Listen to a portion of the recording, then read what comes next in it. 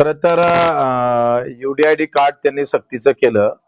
तो एक शासन निर्णय काढला. वास्तविक पूर्ण राज्यामध्ये UDID कार्ड काढण्यासाठी जे यंत्रणा पाहिजे ते सध्या सरकारची नाहीये आणि त्याच्यामुळे दिव्यांगांना ते कार्ड भेटत नाही. जेपर्यंत भेटणार नाही तेपर्यंत महिना चालू होणार नाही. हे फार चुकीचं आहे. ते रद्द केला पाहिजे.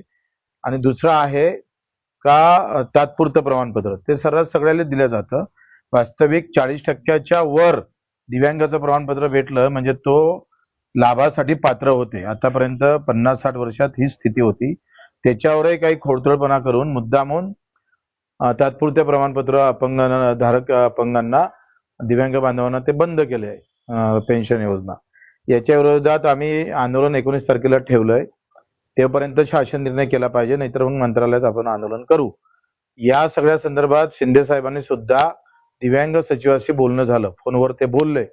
त्यांनी सांगितलं की मुख्य सचिवाकडे मी फाईल नेतोय आणि हे GR दोन्ही रद्द करतो. नाही केले तर आमचं आंदोलन पक्का आहे.